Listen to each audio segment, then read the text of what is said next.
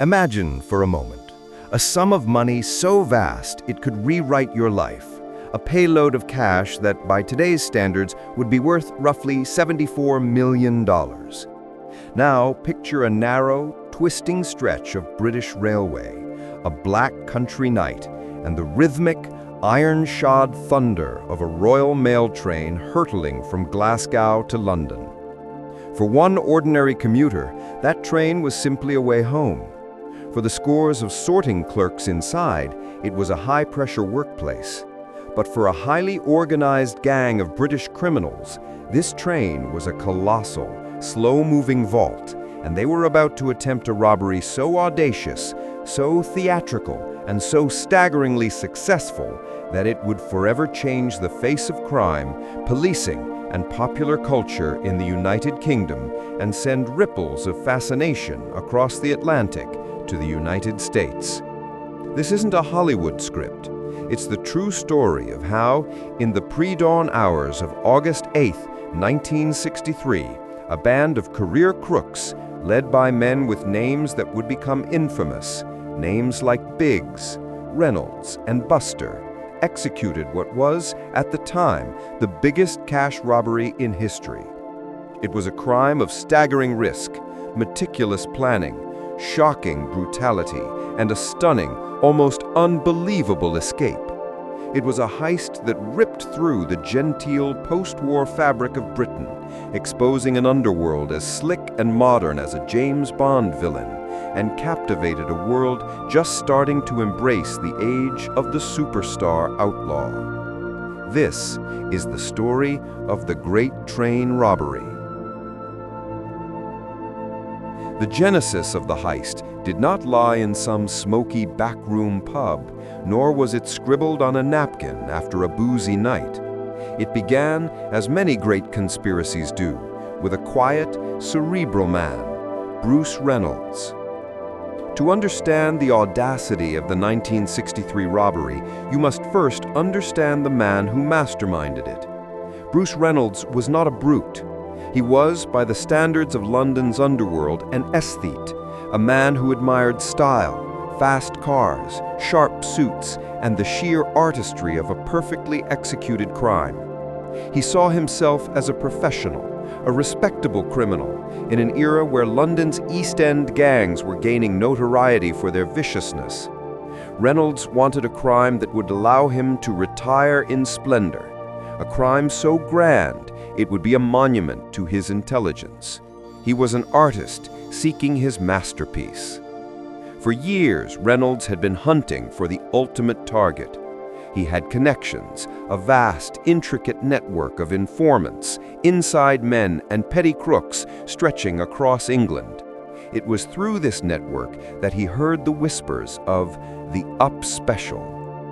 The Up Special was the informal name given to the traveling post office train, the night service that ran from Glasgow, Scotland, to London, Euston Station. This particular service was unique. It was the backbone of Britain's financial system, carrying not just mail, but massive amounts of cash, often used and worn notes being sent from the Scottish banks to the Bank of England for sorting and destruction. This was untraceable, non-sequential, and utterly desirable loot. Crucially, the Up Special was known to carry a truly astronomical payload every Thursday night following the Scottish bank holiday weekend. The date, August 7, 1963, was etched in Reynolds' mind. The key piece of the puzzle, the catalyst that turned a dream into a terrifyingly concrete plan, was an insider.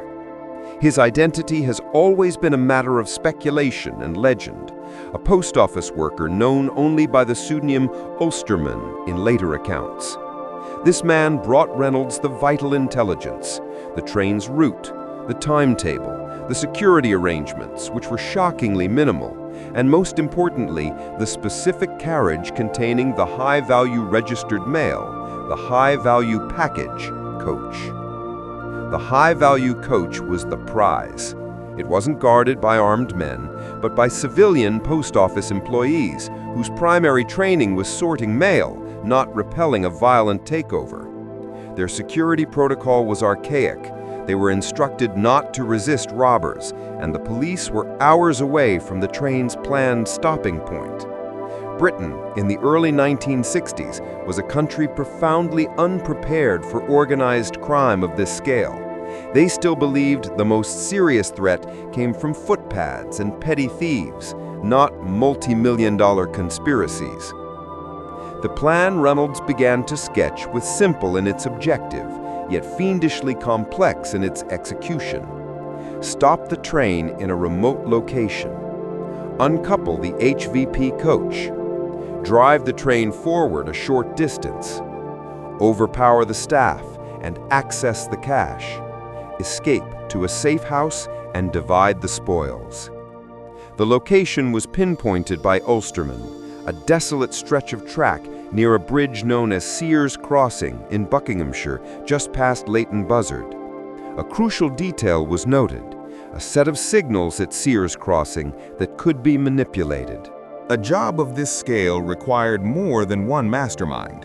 It required a small army of specialists. Reynolds began to assemble his crew, a who's who of London's West End and South London underworld. Ronnie Biggs, not the brains, but a vital link. Biggs was a journeyman crook who provided the essential access to the necessary resources, including a retired train driver.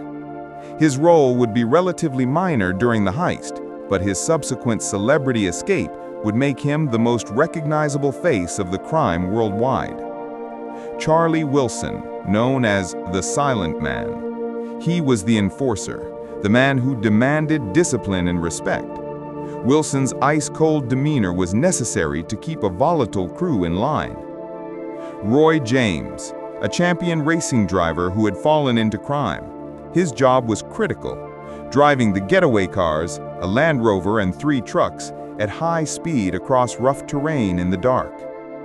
Buster Edwards, a former boxer and one of Reynolds' closest associates. Buster was known for his charm and his nerve. His role would be to command the ground team and manage the post office workers. The roster ballooned to 15 men, a diverse mix of criminals, some hardened, others merely eager for the promised fortune.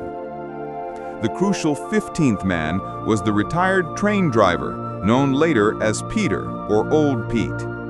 The plan hinged on the ability to move the train after stopping it. Not just any driver could operate the complex machinery of the diesel-electric locomotive, especially under duress. The chosen safe house was also a masterstroke. Leatherslade Farm, a derelict property located deep in the countryside near Brill, about 30 miles from the railway line. Its remote location offered the perfect shield, a place where the men could safely count the money and lay low for a few days before scattering. In the weeks leading up to the heist, the planning bordered on fanatical. The crew held rehearsals, practicing their movements, timing the transfer of the money, and ensuring that every man knew his precise role. They meticulously studied the signals. At Sears Crossing, the driver of the up special would see a yellow and a green light, indicating a clear track ahead. The robbers' plan was to tamper with the electric relay system, changing the green signal to red, forcing the train to stop. To make the stop appear legitimate, they also had to cover the yellow light and replace it with a battery-powered green light, ensuring the driver would first see a double yellow warning, which meant to reduce speed, followed by the red, which meant to stop. This complex maneuver would be executed by men on foot, deep in the countryside in the middle of the night. On the night of August 7, 1963, the crew gathered. The atmosphere was a mixture of electric tension and nervous camaraderie. They donned gloves, balaclavas, and former military clothing, camouflage that would later be a key piece of evidence. Reynolds gave a final terse instruction: no guns, no blood. The aim was to terrify, not to kill. The plan was flawless. The execution would be brutal. As the clock ticked past midnight and into the early hours of August 8th, the men were in position. The robbery team was split into 2 groups, the signal team and the assault team. The signal team, working with torches and wiring diagrams, climbed the embankment and got to work on the relay cabinet. With a delicate touch, they tampered with the wiring, successfully killing the power to the signals and then placing their makeshift green and red lights. The system went dark, and then, according to plan, the lights flickered back on. A perfect red light now glowed ominously on the track ahead. The stage was set. The assault team, huddled in the darkness near the embankment, waited. The air was cold, damp, and thick with the smell of wet earth and diesel. Every shadow seemed to stretch and writhe. In the distance, a faint, growing rumble began to vibrate through the ground. The sound grew from a distant drone to a tangible, all-consuming roar. The train was coming. The driver of the Up Special, 57-year-old Jack Mills, had been driving trains for 40 years. He was a veteran, trustworthy and steady. As his massive English Electric Type 3 diesel-electric locomotive D236 barreled through the black countryside, he was on schedule. Then, the signal. Mills saw the double yellow warning, correctly assumed he was approaching a routine stop, and throttled back, letting the heavy train coast. A few minutes later, he saw it, the crisp, unmistakable red light of the stop signal. Mills slammed on the brakes. At 3:03 a.m., the Glasgow-London traveling post office train, carrying an estimated 2.6 million British pounds, ground to a halt in the desolate, middle-of-nowhere location known as Bridego Bridge, just south of Sears Crossing. The silence that followed the hiss of the train's brakes was immediate and profound. It was a silence filled only with the beating hearts of the men hiding in the scrubland. Jack Mills, annoyed but unalarmed, climbed out of the cabin to call the signalman from the trackside emergency phone, assuming a fault. As he descended the steps, a shadow moved. It was Buster Edwards. A heavy fist struck Mills on the jaw, a brutal blow that immediately dropped the veteran driver to the gravel. The gang was on him in a flash, dragging him back into the cabin. The one thing Reynolds had promised to avoid, violence, had just been used. The game had begun. The robbery was no longer a theoretical exercise. It was a terrifying reality unfolding in the dead of the British night. The fate of 74 million in cash, the legacy of a legendary gang, and the innocence of a nation hung on the next 30 minutes. The story would continue here, detailing the dramatic process of uncoupling the HVP coach, the terrifying violence against the staff, the difficulty of moving the train with the stolen money, the incredible haul, the escape to Leatherslade Farm, the infamous use of monopoly money, the disastrous oversight of leaving clues at the farm, and the massive worldwide manhunt that followed, including the dramatic capture and subsequent escapes of the key players. But the most incredible chapter of this epic true crime saga wasn't the robbery itself. It was the years that followed. It's the story of a man who vanished for 36 years living in the glare of the Brazilian sun. It's the story of how the vast fortune corrupted, betrayed, and finally consumed the men who stole it. It's the tale of the relentless Scotland Yard detective who turned his life into a pursuit of vengeance, and the strange and enduring legacy of a crime that made international celebrities out of common thieves.